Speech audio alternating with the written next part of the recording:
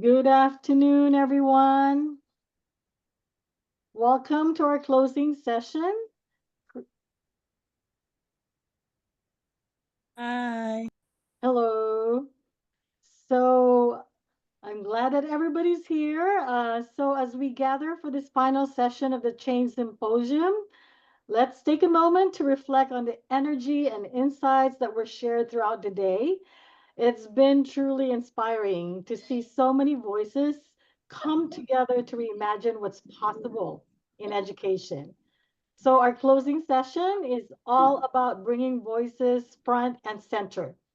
In just a moment, we'll hear from a panel of incredible educators. You've heard from them earlier who have navigated non traditional paths, broken barriers, and transformed classroom into spaces of inclusion and empowerment.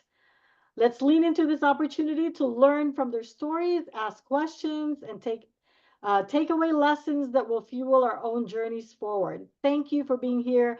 You are the change. And here's Nicole for our audience agreement. Yes, here's Nicole with the audience agreements. Before we jump into that, I'm gonna put a QR code up here. If you can describe your experience participating in this in one word, I would love for you to add it to this word cloud. And I'm gonna ask someone from the team to put the word cloud link in the chat because I cannot at this moment. And if you can't put it in the word cloud, feel free to drop it in the chat. Just one word, 1 to 3 words to describe how this afternoon/morning has been for you. And while you are all pondering on what your 1 to 3 words will be, just to recap the audience agreements that we talked about at the beginning during the opening session, while our panel discussion is going on, we want you to interact, but we don't want you to come off of mute to interrupt someone's thought path. So please feel free to interact and ask questions as much as you would like within the chat. We'll be monitoring it, and if we have time for a Q&A at the end, we'll be sure to share your thoughts, and if not, we will share it with the panelists so that we can get you their answers. So interact, just please stay on mute. I see all of your words coming in. I see motivating, we see interesting, empowered. Oh, thank you. Here's the word cloud as it develops. So we see informative, powerful, educational, ready, amazing, scandalous. I'd love to know where that came from. But you know, come as you are. We love to see it represented. That's a very powerful one. Energize, slow. It's a Saturday. Coffee, steady, excited, fantastic. Well, to keep us on time, we are going to jump into the introduction of our panel.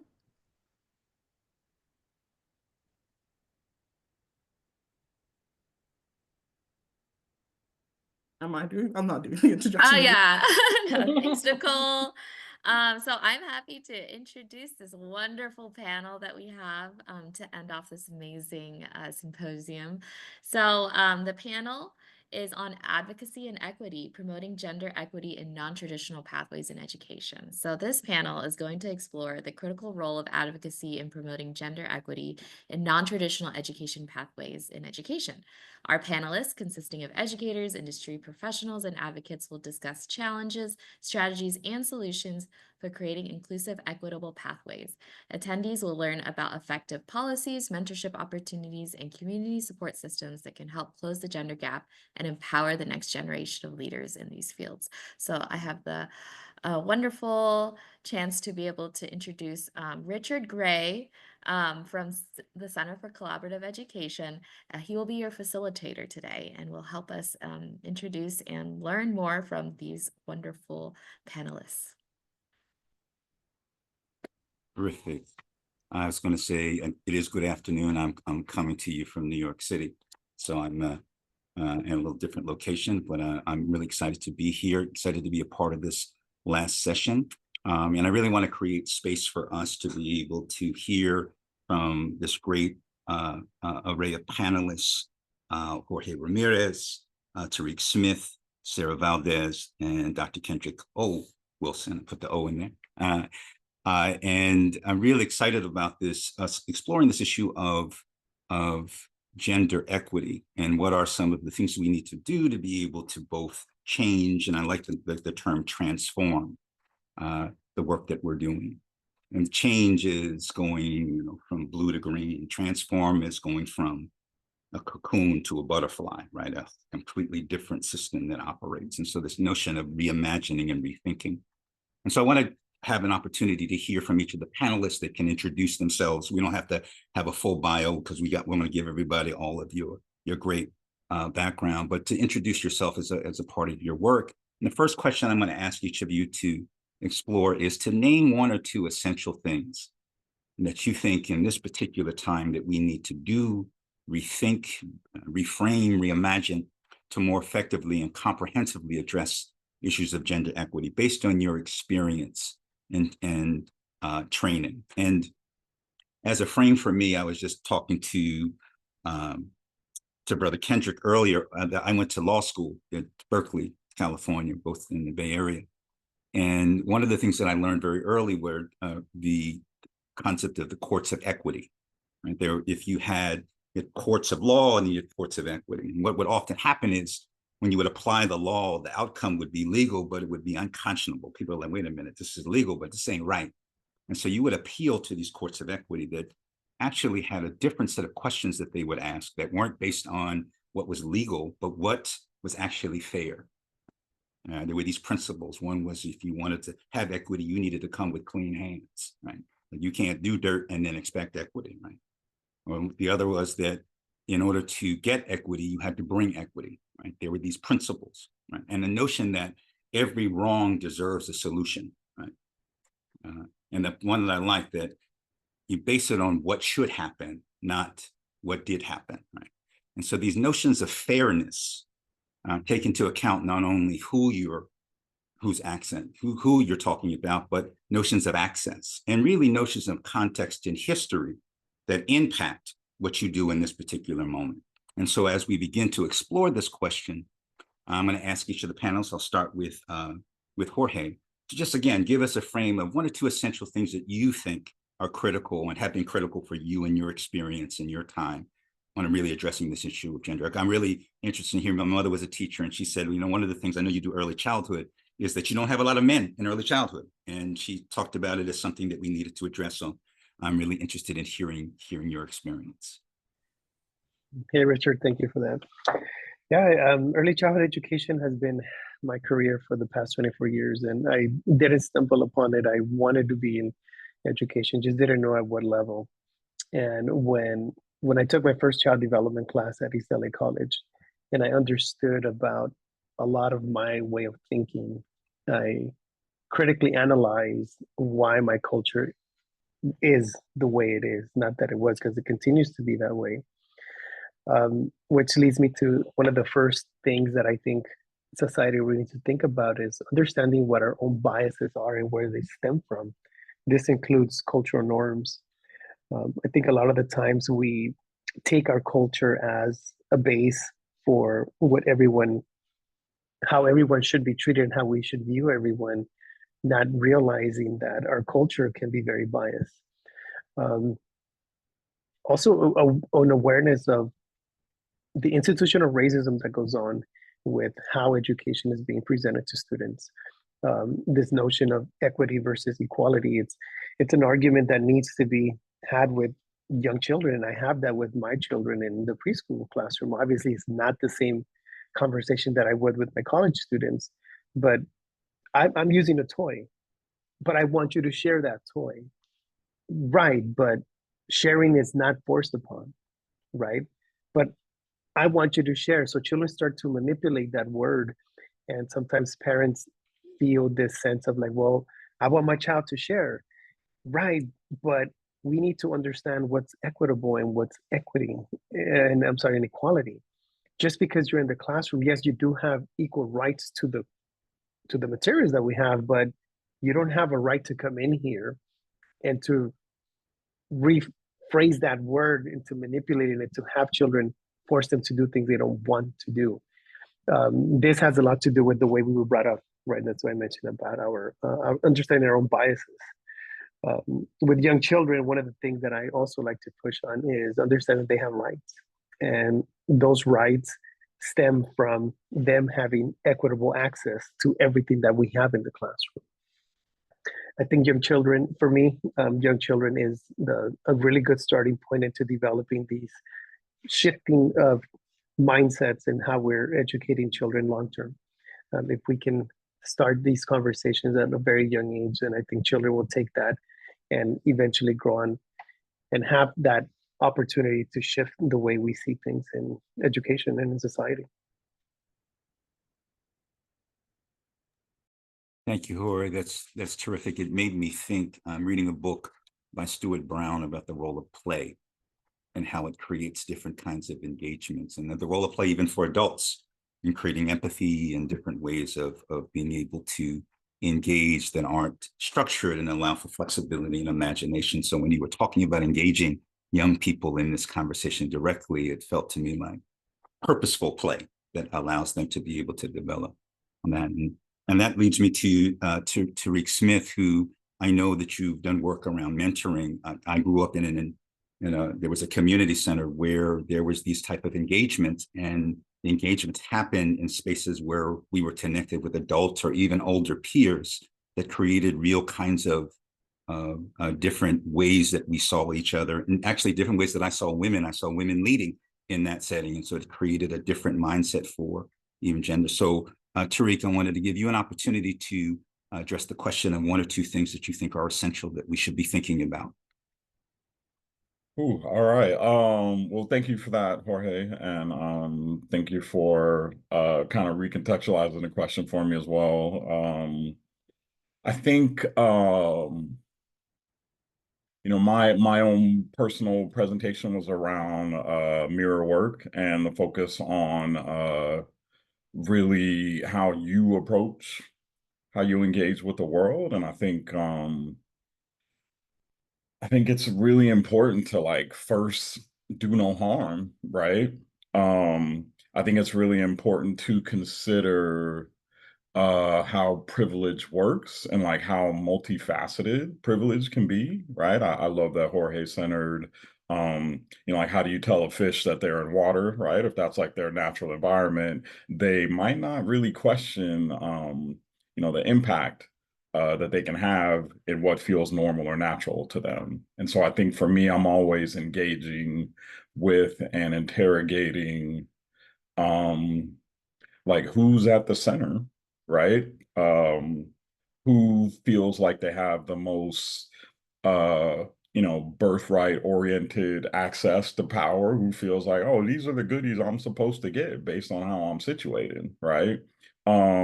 And like really pushing back on those ideas. And first of all, really interrogating that for myself specifically, because that's just kind of where I'm at in my life. I'm getting older and I'm like, how do I humble myself and do the work that I'm expecting other people to do, right? Obviously in education, it's a little more complicated around gender because it is one of the few professions that feels, a little bit more female centered.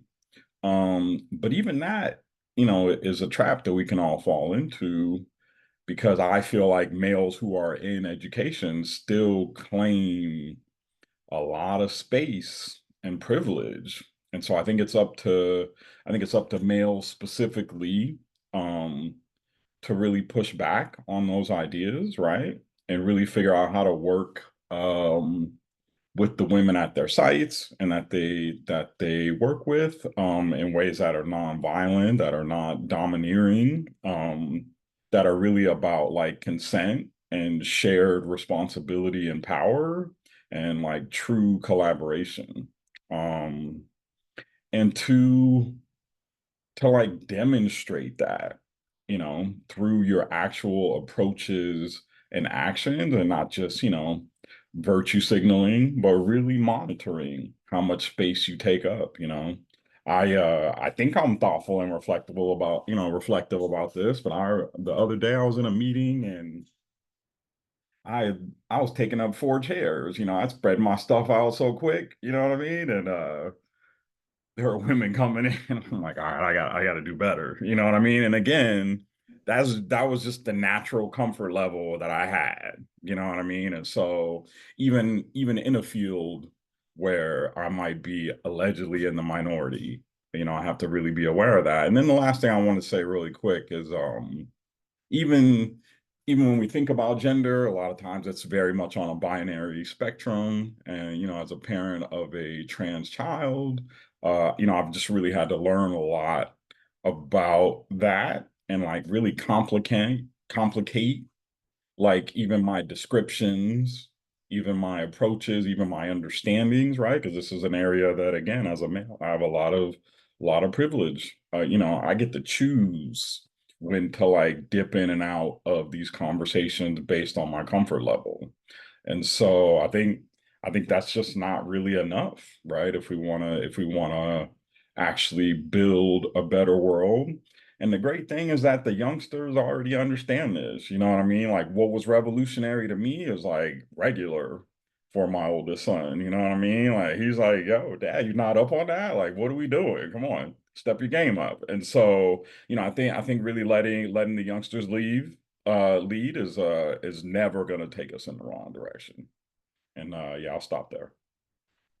Thank you, Tariq. I have felt that way myself. My son will be 24, and I remember when Barack Obama was elected, and I was really excited about telling him about that. I said, this is really, I never thought there would be a Black president in my lifetime, let alone one named Barack Obama that's going to be elected. And he looked at me like he was happy because his dad was happy. And then he thought for a second, he said, yeah, that's good, Dad. But if Michelle Obama had been elected, now that would have really been something, right? And at first my reaction was, well, maybe, he just doesn't stand the moment. But then I realized for him, half the presidents in his lifetime had been Black, right? And everybody seemed to like the Black one more than the white one there. So that wasn't a barrier for him. He was looking at the next barrier. And I began to think about that, in this previous election, that there's always some place that we should be challenging ourselves. And often young people are the vanguard for that. So I appreciate that, Tariq. And you really set up very well for Sarah. Same context, my mother was a teacher, and she once said she thought about taking this position, but it was a position that was traditionally a male position. She said, I didn't do it. She said, but I knew I was better than everybody that would have been in that position. But there are these mindsets that there are places that you go that even though it may be a lot of women, the sciences or maths or other aren't the places that women go. So Sarah, I'm really interested in hearing about your experience and thoughts on this issue of gender equity in education. Yeah, so my involvement in education, I've said before, it's very, very personal because I am coming from a space, teaching is the first time that I am in a female dominated space, because my whole career life before that, working as a Latina engineer, as a mechanical engineer, has all been male dominated. Even my graduating class from Berkeley, there was 300 mechanical engineers my year, and only like 15 of us were female. 10 to 15. It was very small, let alone Latina. And the other one there was 2 of us, and the other one was my roommate. So I'm coming from a space now into the teaching world.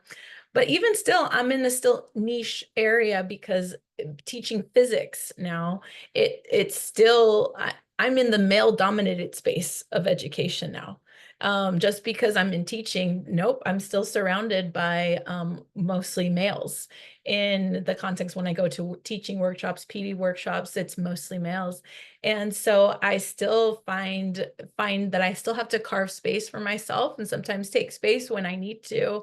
But I'm very thankful that I've like using some of the skills that I've had from before. If I think about 2 essential things, I always think about mentorship, because one of them just, and I shared in my experience before, if it hadn't been for key individuals in my life that have given me an opening to a pathway, I wouldn't be here. And so I'm very thankful. And so that they've moved me forward. And now being in the position where I'm at, I look both ways, forward, and I look back at my students now to see what are other ways that we can mentorship. So my career is not just about me teaching physics. It's about me mentoring the youth and the future engineers that are going to go into our society. And then another thing we think about essential things, kind of based on what Tariq was saying. I am thankful for the males in my life that have carved space for me.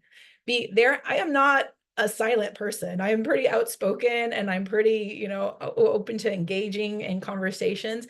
There have been multiple moments where my voice is not being heard. And it's shocking. I'm not sure if y'all are familiar with the experience. It's shocking when that happens, when you're saying something and no one's hearing you. It's a really interesting phenomenon to experience. But what the positive memories I have is when a male has spoken up for me, that someone else from the dominant culture spoke up and just explicitly said, we are not listening to her. Like we need to open up, and just stopped whatever's happening and brought me into the space, brought my voice into the space. It is a rare occurrence, but it has happened. I've seen it. When it does, it feels amazing. So I think that's something that we need to think about as well, that if we are in the positions of power, when I'm in my positions of power, I think too, what can I change? Who is being silenced? I look around. Who do I need to bring into the conversation to make sure that we are all being inclusive? So those are just a couple of things, that I think about. That's terrific, Sarah. I really appreciate it. I heard in your last story the Tariq point of, not only, my father used to say, not only talk about it, but be about it, right? Or what ways are you actually acting out and creating those kinds of experiences for each other? And again, you'll hear me reference back to this community center that was a lot of Black women educators. It was this focus on this notion of belonging. How do you create a space where people feel like they belong? And one of the essential things is being heard and being seen. And so how do you create spaces where people are able to do that, and do that in ways that may break down gender barriers? And as I lead into Dr. Wilson speaking, we talked a little bit about some of the work that I know that Kingmakers and working in different kinds of relationships and with Black males. I'm on this group of Black men that I went to college with. We were supposed to go to dinner when the pandemic hit, so we jumped on a Zoom call, and we've been on that Zoom call every Friday. And it is a space not only for us to gather, but one of the brothers lost his brother, and it was a place for him to mourn. One guy's dealing with MS. Right? We were able to deal with issues of caring for elder parents, and often aren't spaces for men to be able to address those kinds of things that I think create a different kind of empathy for our practice with other people. And so as I go to Dr. Wilson, I wanted to ask you to sort of talk about your experience in the work that you've done in the development of young Black men, and how that fits in with our conversation. Yeah, sure. Thank you. Just piggyback on what's already been said.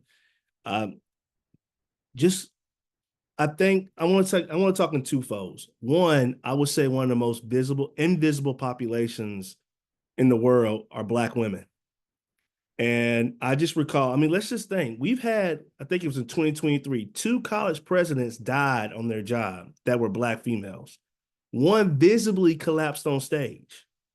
So when we talk about gender equity, I think we have to talk about rest, protection.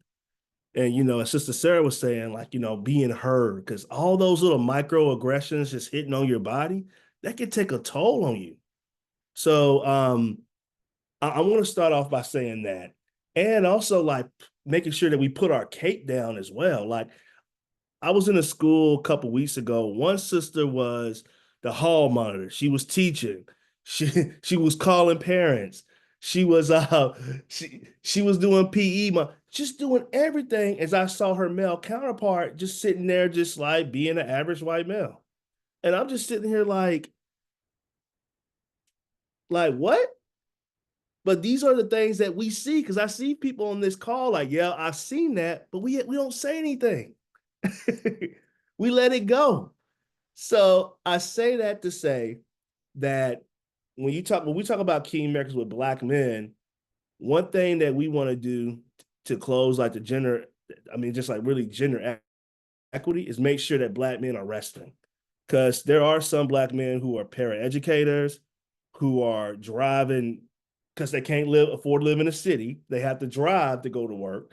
They got children, they got side hustles, but they're also, when they get into the school, they're acting as some of these children's dads, because they don't have that at home.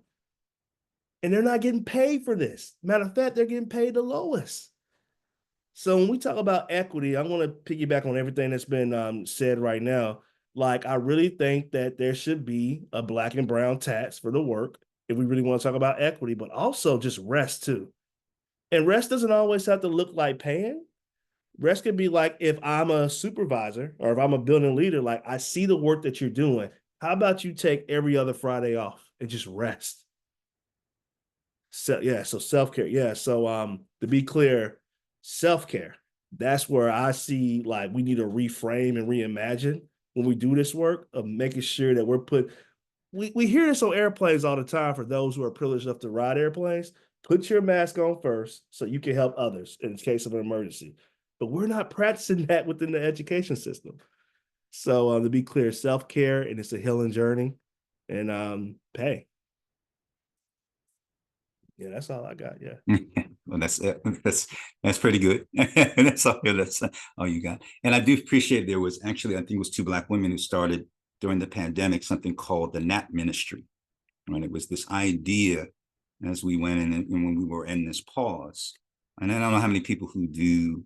I think it's true for educators. I know it's true for people in social justice work. Used to say, I haven't taken a vacation in 5 years, and like it's a virtue, right? I think that's something that we should be proud of, right?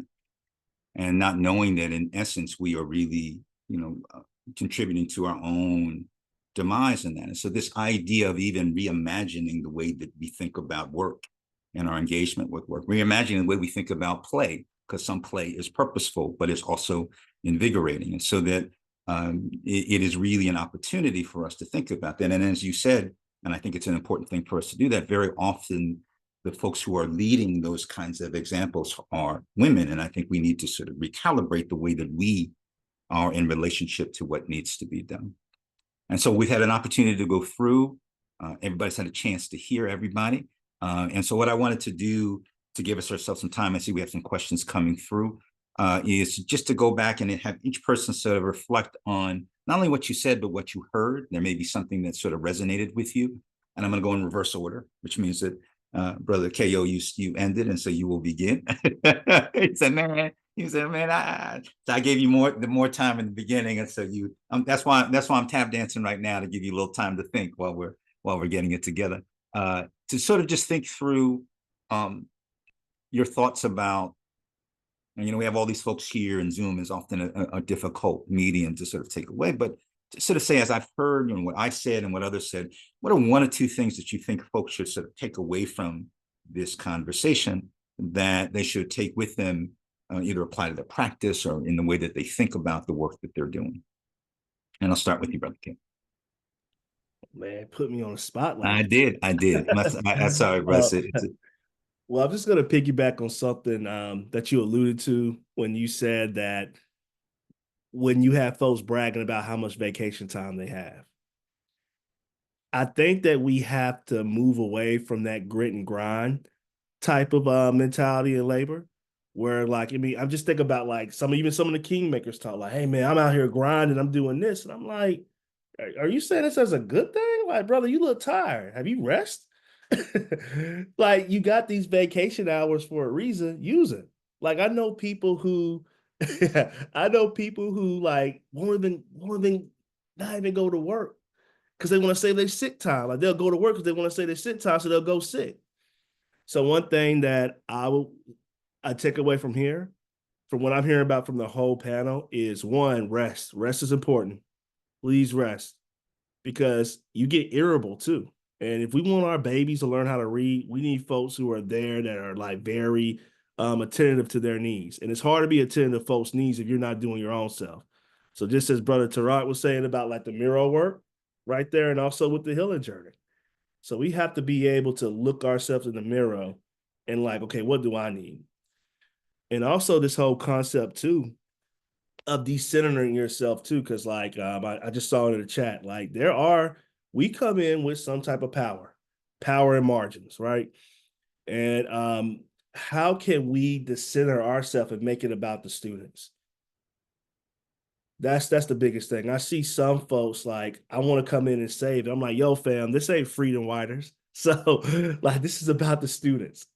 So how can we decenter our experiences to make sure that like, we're not trying to put what happened to us to those students in front of us.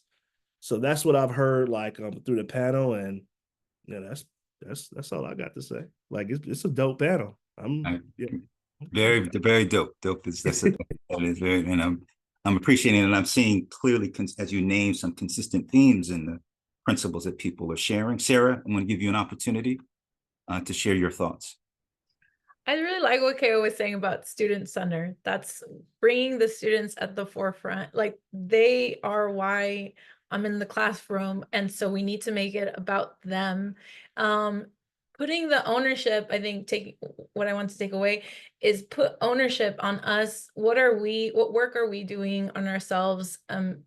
For example, me specifically in my content of science and physics, like what am I doing to enrich my own science in my life and share that with my students. I'm not necessarily going to put that on them. I'm just modeling what I'm doing as an individual, and hoping that inspires them, and also listening to them, seeing what science in their life will mean and letting that shine through, and me adjusting as their educator, me adjusting to their needs and their wants and their questions and all of that. So putting them in the center, I think, is really important.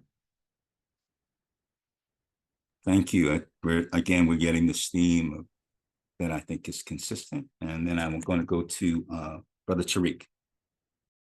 All right, thank you. I think I'm sensing the themes too. I think this idea of like who's at the center and who's at the margins is a really good way of organizing our thinking around all of this.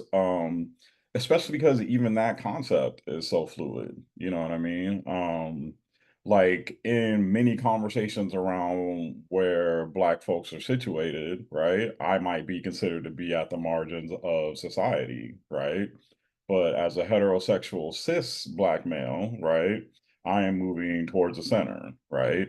As a person who has a master's degree, well, I might be towards the margin in this conversation because we got a lot of doctorates up in here. But in general, that moves me towards the center, right? As a homeowner, as a person who is accumulating a pension, you know what I mean? Like there are so many ways that I'm at the center. And also because I'm at the center, I have the ability to take up a lot of space, being centered, right?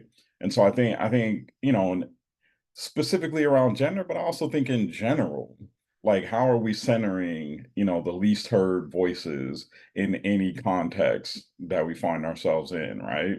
Because, as a middle class Black male who comes from multi generations of college graduates, I could get really loud if I want to, you know what I mean? And that was something that I had to do, especially as I started moving intentionally into more Black spaces as an educator, right? I really had to think about, okay, well, how do Black folks who have been dealing with poverty for generations in ways that maybe I haven't, how are they being represented in this very specific space, right? How does somebody whose child is going to the same school that they were brutalized at and traumatized in, how do they feel, right, with that experience and like the depth of powerlessness that kind of entails, right? And so I think, if we're thinking about gender, and bringing it back to that, then we really gotta expand how that looks to like address the harms that are caused to folks who are most on the margins in any given context. Thank you so much for that. And clearly these themes of really thinking about privilege, I think there's one of the questions that will emerge of how you begin to think about privilege and not locked into static notions of privilege, but by virtue of going to law school, there's a privilege that comes with that, no matter where I come from, and how do I position that in the way that I engage people. In thinking about that, Jorge, wanted to give you an opportunity to share your thoughts. Now you've heard everybody, bro, so you're gonna have to bring it now. So, but you have an opportunity to share your thoughts. I was just joking on that. No pressure, right?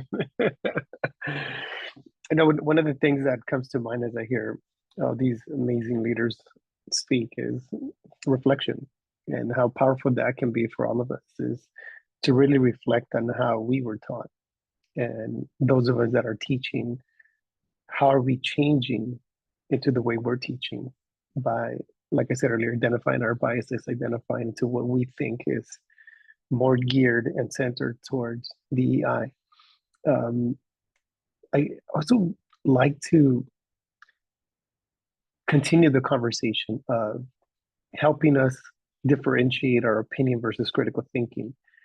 I feel that everyone's entitled to an opinion. Everybody wants that opinion. This sense of entitlement of I need to speak my mind because this is what I think, which is great. However, opinions aren't always centered on critical thinking.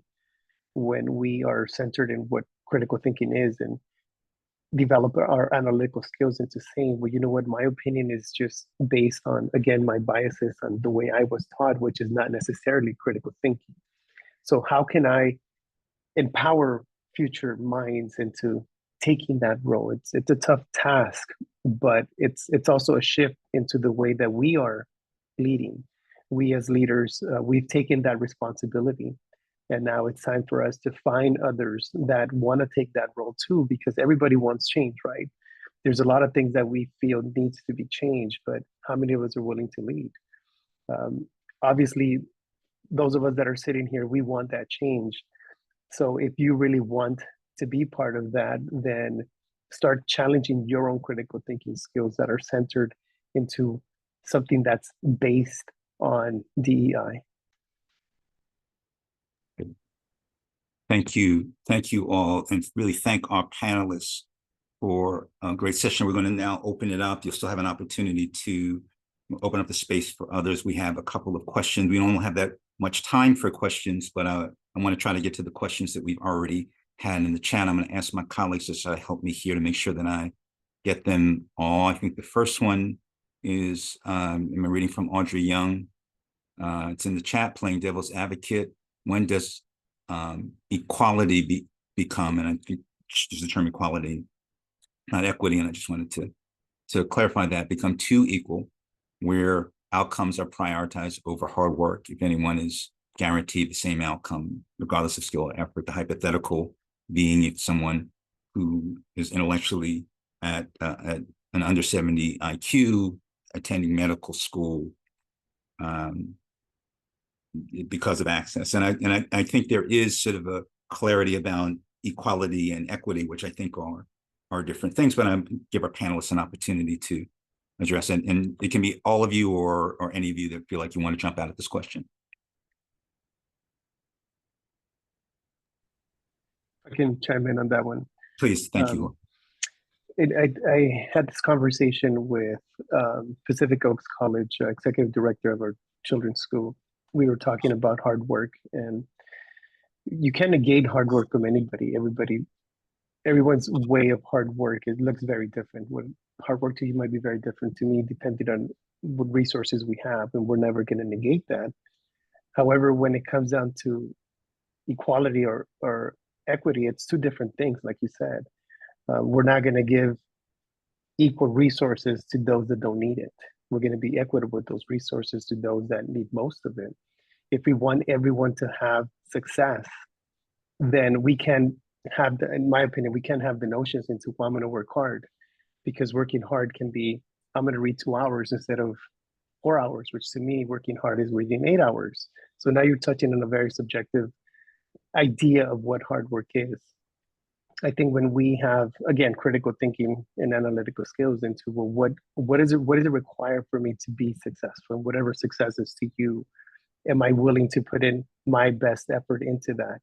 Because I think hard work is, it's too broad. As far as IQ, we have standards. We have certain standards that we have to abide by. We want to raise that standard, then you have to be willing to know and understand what's required of you. I like to believe that we are shifting away from a one-size-fits-all approach, and that one-size-fits-all approach it's not successful for everybody, because then if we think that that's what it is, then everybody learns the exact same way, the exact same time, which is, it's not reasonable. It's not realistic. That's what I learned when I was a child growing up in elementary, and it didn't turn out that way. If teachers know how to differentiate instruction, know how to properly scaffold individuals to their own individual success, and that's how we build individuals, which I think is the lead for this change that's much needed.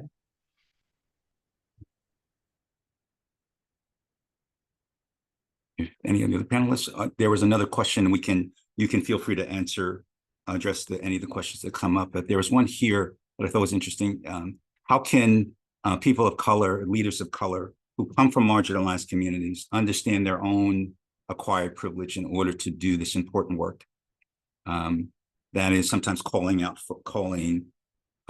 in folks rather than calling out folks. So this notion of, just because you come from a marginalized community doesn't mean that it's a stamp that you have.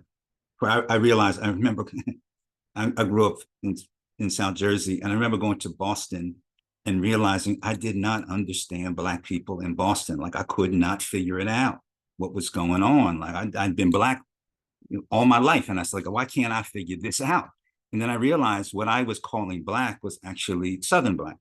And there was a whole group of Black folks there who had a tradition of growing up in the North, right? And so in me, as a Black person, had to say, I don't have the privilege of saying what is Black, what that experience. I had, in some cases, to be a student of that and be open to changes. And so this notion of being a person of color and having privilege and balancing the privilege, I'm sure each of you have had to experience that.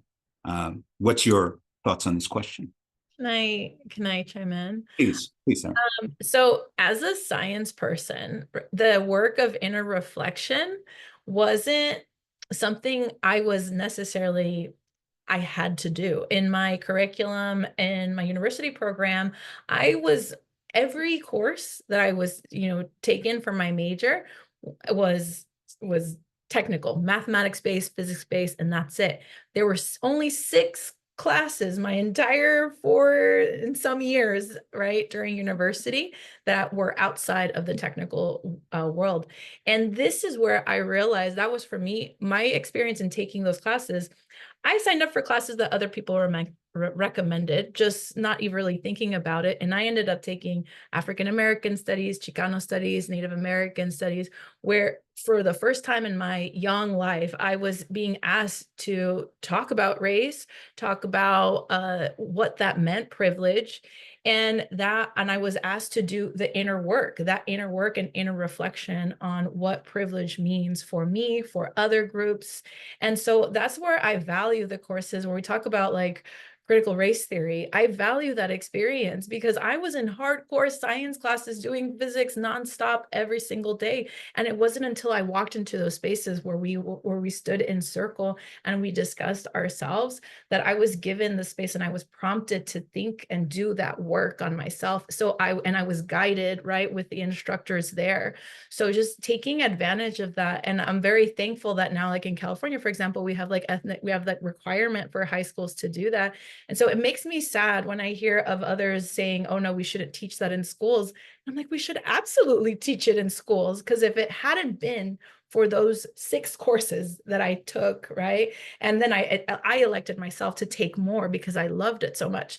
But that I was asked to do, then I would have never done that work. I would have never been prompted and guided to have done that. So just really valuing that, ethnic studies, all of that. So. Thank you, Sarah. Any of the other panelists want to respond to this question? Sure, I can give like a minute, like 30 seconds or so. Piggybacking on what's been said, especially you, Brother Richard, so I'm born and raised from Birmingham, Alabama.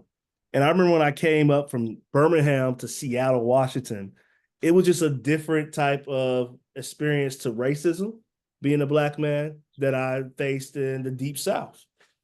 And as I started doing my dissertation, I really wanted my framework to be the regionalization of racism, of how folks move in these spaces that, because what works in Alabama might not work in Washington State or vice versa.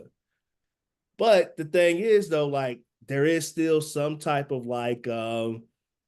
problem, usually dealing with race, that we have to deal with. But we might not have the same type of tools to do it as what the people in Alabama have versus people in Washington State. So I say all that to say that when it comes to identifying what privileges that I own, I always think back of my experiences in Alabama versus people where I am now currently. So I was around a lot of Black folks. Just because it's a higher concentration of Black folks in the South. That's just how it is. Versus some of my other folks, when I talk to them, I'm like, oh wow, I gotta recognize my privilege of how I grew up. So I gotta meet that and okay, how can we work together and talk this out? Because I see the community needs from your angle, and I'm putting what I feel that's needed from the community based upon how I grew up. So how can we meet in the middle to really get things working out? So yeah, I just want to add that where I've definitely resonated with that. So yeah, I just want to add that 2 cents. Yeah. Appreciate you. And I saw Tarika, saw you had your hand up. All right, and then I raised it on the Zoom too, because I was like, I want to make sure double hand raise. So I think there's a really good book called Fugitive Pedagogy by Jarvis Givens, and he talks about growing up in South LA, and going to a lot of Black schools, but schools where there were still a lot of pockets of excellence, and then going into universities, and he would tell them where he grew up, and they'd be like, oh, that must have been so bad for you, that must have been so terrible. Are you, how, and the assumptions that were embedded were really fascinating to him, and he ended up studying desegregation. And I think KO, you have some really good thoughts on this too in your panel, or in your workshop. But I think again, part of the problem is that we tell these very monolithic stories, right? That are violent in their omission of the complexity and nuance, that all of us bring with our identity. And so, he really illuminated that people problematize, and of course there were features of segregated education that were absolutely terrible, but that's not the end of the story. The most disappointing part of the end of segregation is how much it displaced Black excellence, right? In terms of educators who were absolutely thriving and doing amazing work, and really liberating, Black folks. And I mean, we all owe newly freed slaves for public education anyway, right? And that's a completely forgotten element of how we think about how public education works. And so I think all of that is a long-winded way of getting at this idea, let's interrogate these stories, or what is presented to us as accepted fact, that really just continues to further the already existing power dynamics, that have existed in this country for hundreds and hundreds of years, and that really aren't that useful for people of color, so it's time for us to keep casting those things off, right? And keep interrogating, you know, the uncomfortable ways that we're positioned. And I appreciate that. And we have one more question and then we'll wrap up. And I really have enjoyed the engagement. And it's a corollary to what we just described in the question. And that is, there's one thing to sort of identify the privilege that you have. And then there's another to sort of that we internalize a lot of the feelings about our race and our gender. Internally, there was a question there about sometimes women are harder on women than they are on men, or Black folks are harder on Black folks because we internalize a standard of that practice. And so how do we begin to think about ways, like you said, through this reflection in this mirror, to not only look at our privilege, but to look to what extent we see as someone was saying, we see as normal things that create spaces where people aren't seen or aren't heard, and how do we engage that in a way that actually breaks down that paradigm or destroys it? Anybody on the question, and then we'll wrap up.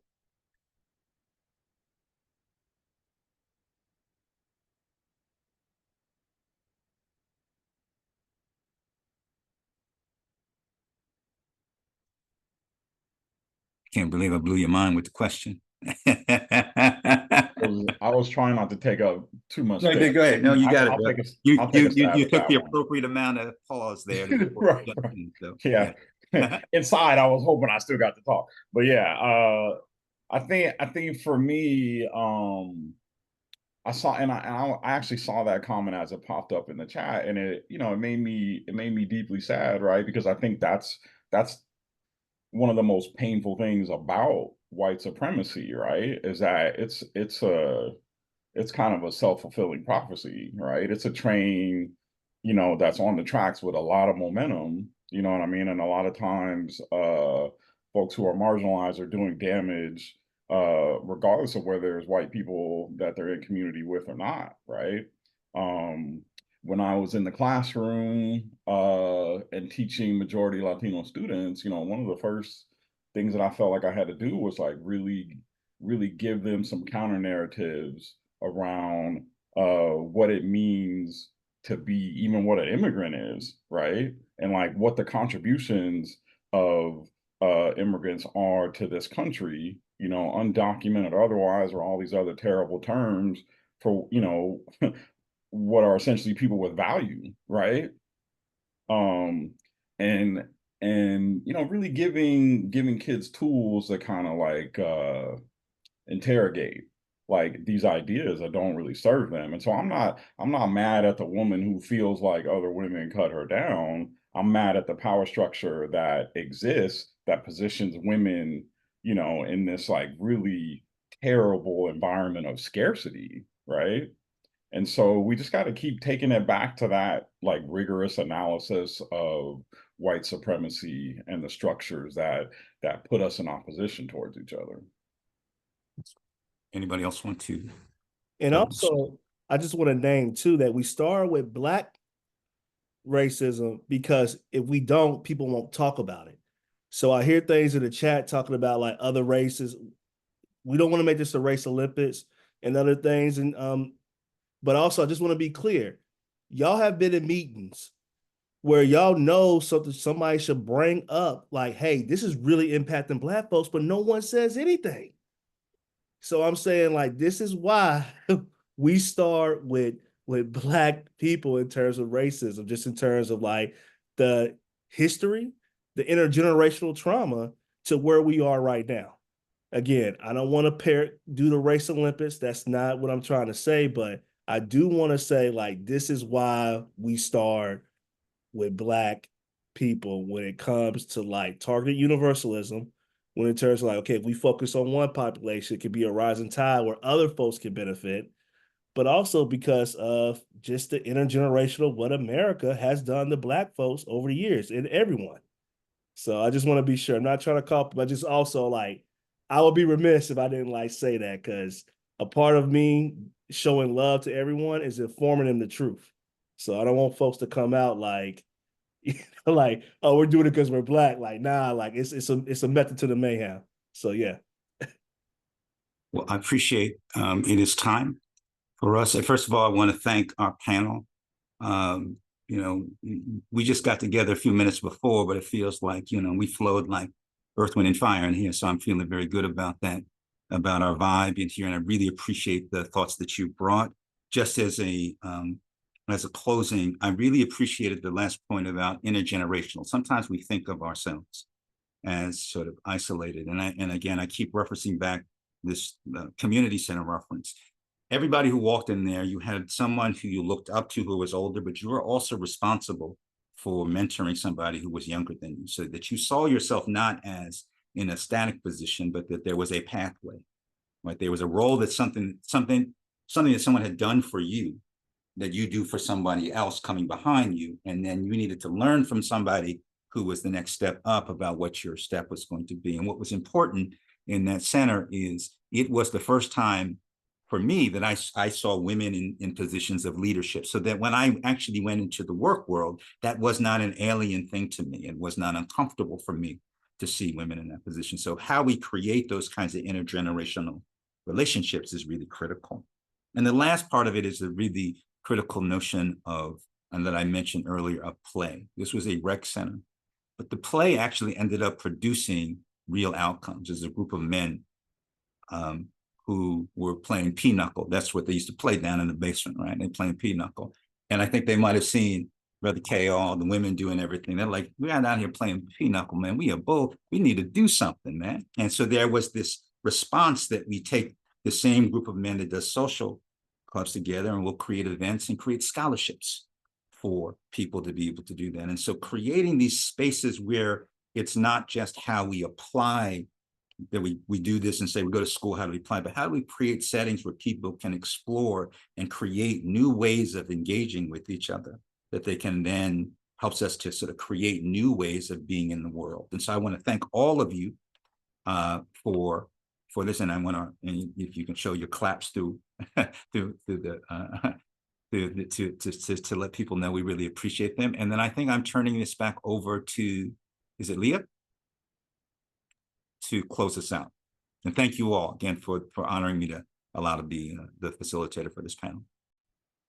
Thank you, Richard. That was amazing. I don't want this to end, but obviously this is Saturday, yeah. But I want to thank everyone who's here, all our presenters. Richard, thank you so much.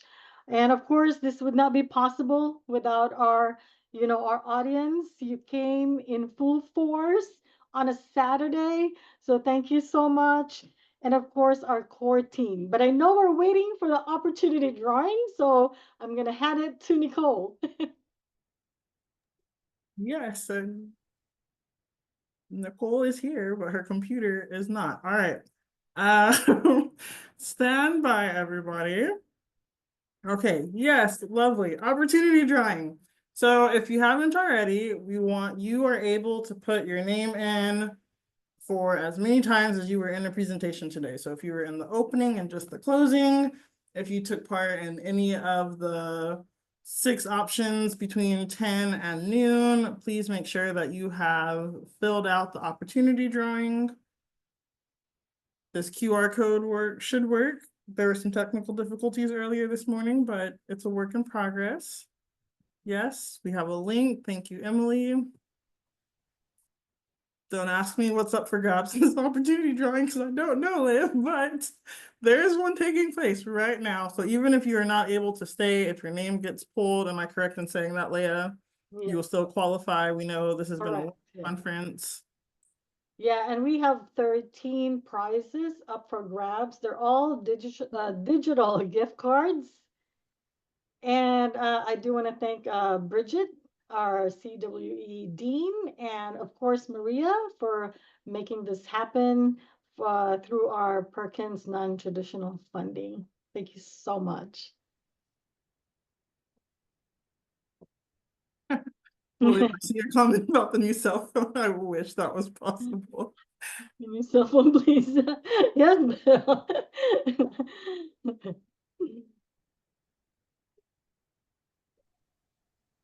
All right. Hello, I have a Yes. question. What happens if the code doesn't work? There Because- is a link in the chat. You can click that link and it should take you to the exact same form. Okay, because I tried to do it in the first one that don't let me go in. And I was thinking was my phone, but that happened in the other one. That's okay. So if you were at this one and the opening, you resubmit this form as many times as you were present. So if you went to 3 sessions, you can submit this form 3 times. If you went to 2, so on and so forth. So if you didn't work for you all in the opening session, that is okay. You can resubmit it right now. It's the exact same form. Okay, let me try because I don't know what happened. Then I need to be sure because I'm stay here since 9 to Yes. right now. There's a reminder in the chat that the recordings will be available from all of the sessions on the Change website. There was also a question earlier that if you need proof of professional development, when we send out our follow-up, there will be a link to the certificate of attendance. It's a very straightforward process. You'll fill out the form, confirm that you attended at least 1 session, and it will email you the certificate. Okay, let me try to get. That is one that said opportunity drawing and surviving in the message. Okay, let me try. Hi, I'm sorry, I didn't get the whole thing of the certificate. Can you repeat it, please? Of Thank course. you. So a couple of people need proof that they attended today for professional development. So we will, of course, send you all a follow-up email once all the recordings are available. On that email, there will be a link to grab your certificate of attendance. It's a very simple Google form. You type in your name, you confirm that you've attended at least 1 session, and when you press submit, it will automatically email you a certificate of attendance. Perfect. Thank you so much. I appreciate your help. Thank you so much. All right. Is there anyone else who has not been able to put their name?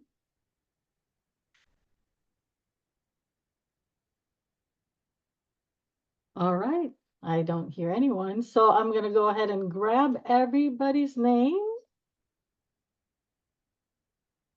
And again, if you you don't have to be present to win to win our prizes. So but you're welcome to stay, obviously. All right. Where is my wheel of names?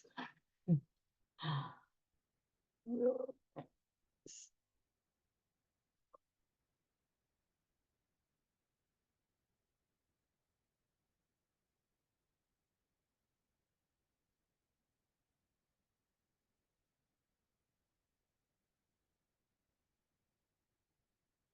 All right, we're ready.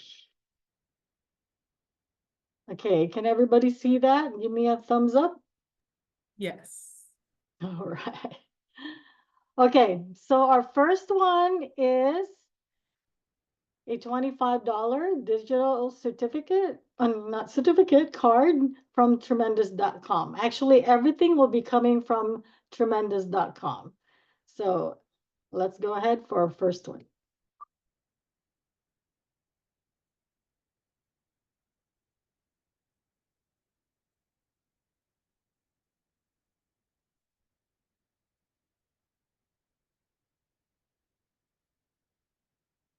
All right, Vicky Rand, Washington, and we do have someone who's recording this. So let me know, Yvonne, or Yeah, we're good. We're good. I got it. Okay. Yeah, keep going through. We got it. Second one, $25 gift certificate or the gift card. I don't know why it's. All right, Leticia Castro. And again, another $25 gift card.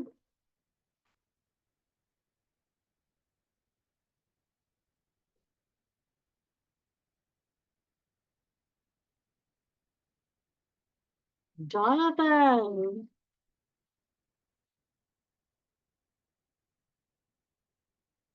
All right, so we have 8 of this, so let's keep going.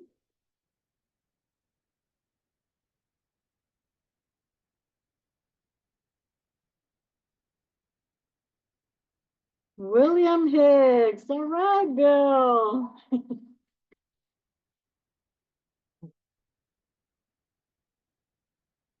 One more.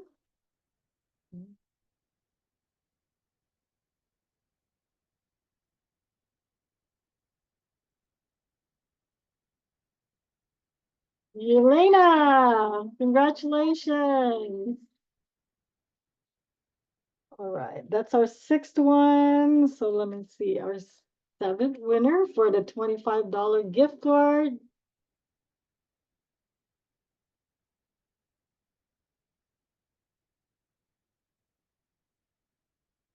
Rosabelle.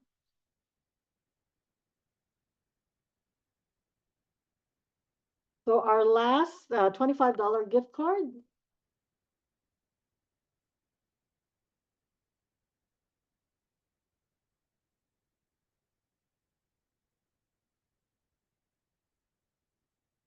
Jacqueline, congratulations.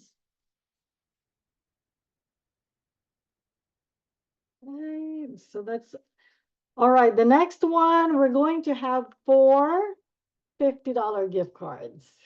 It's going up, getting serious.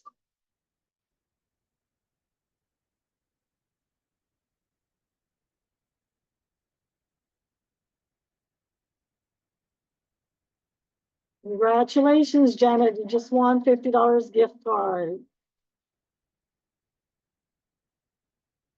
Next winner.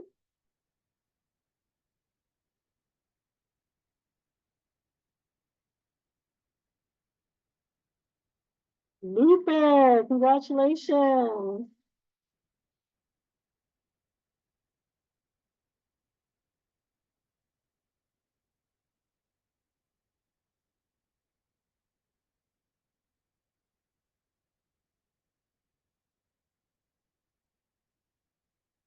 Hey, I think we have a second time, I think. All right, let's move on. So that was our third one for $50. So this is our last $50.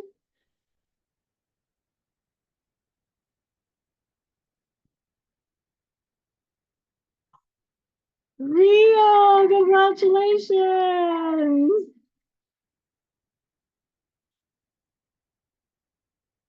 All right, the last one, our last prize is a $100 gift card. So I wonder who's gonna be the grand prize winner.